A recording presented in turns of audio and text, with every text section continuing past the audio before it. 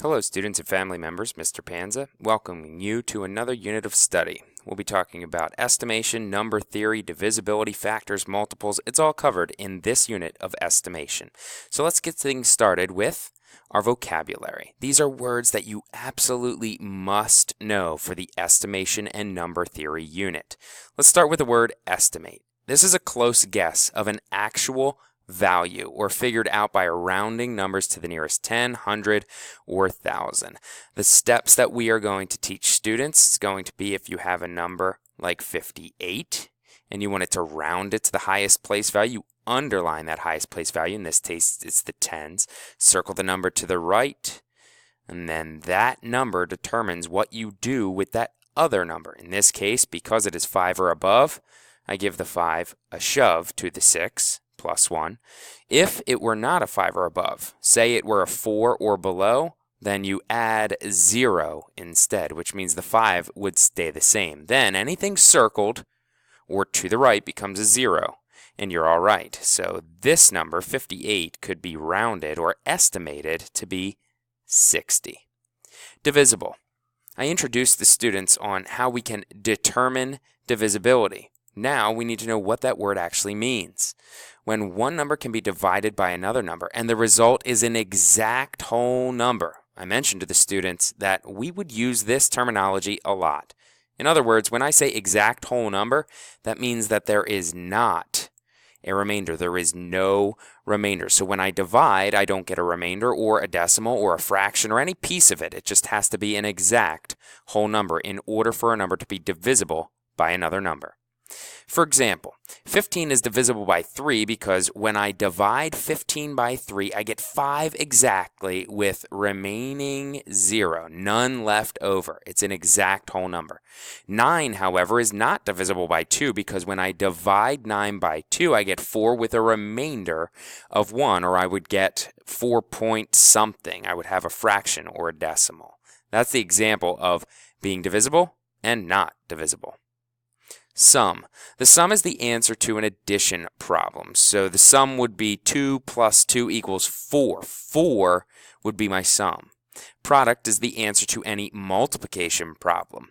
2 times 2 is also 4, or 5 times 2 would be 10. 10 is the product or the answer. Factors, and we'll say this a lot, factors are few, multiples are many. Factors are numbers you can multiply together to get another number. You may also be seeing this word factor when it comes to divisibility, because another way to ask the question if a number is divisible by another number is by saying, is 2 a factor of 9? Well, the answer is no, because 2 times nothing will get you 9 as far as whole numbers. But 3 is a factor of 15 because when I multiply 3 times 5, I get 15. Factors are numbers you multiply together to get another number. And in this case, when you multiply two factors together, you get a product.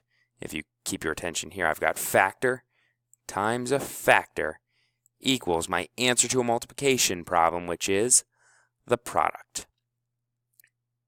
Example. And a multiple, as we mentioned, multiples are many. What I like to say is multiples means music. You know that I have a lot of skip counting songs to help us with our multiplication facts. Multiples, music. The result of multiplying a number by any other number. So if you know your skip counting songs, then you know all of your multiples. For example, these are the multiples of 8. 8, 16, 24, 32, 40, 48, 56, 64, 72, 80, and we're through. If you remember that song, you know the first 10 multiples of 8, and you should know the first 10 multiples of a lot of numbers. So remember, multiples are many, and multiples mean music. So sing your skip counting songs, and you've got it. Flip it to the back. Now we're also going to talk about the greatest common factor. The greatest common factor is the biggest number that two numbers share and can both be divided by. Example, the greatest common factor for numbers like 12 and 36 would be 12 because 12 is the biggest number that they can both be divided by and get an exact whole number. We'll use the upside down birthday cake in this unit, and there's other videos on this website that you can see that will help you determine what the greatest common factor is of two numbers. Prime numbers, any number that can be divided by one and itself, but only 1 and itself. We'll teach the students how to create factor rainbows throughout this unit, which will determine if numbers are prime or what we call composite. Composite being the opposite of prime, they have more than just two numbers that can be multiplied together to get that example.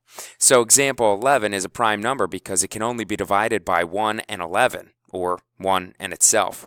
If you create the factor rainbow like we did over here, we call this a LAMO rainbow because there's only one band. From the 1 to 11 shows me that 1 times 11 are the only two factors that will equal 11. Those are the key vocabulary words that you need to know throughout this estimation unit. Hope this video helps to get you started here in the chapter. Have a good night.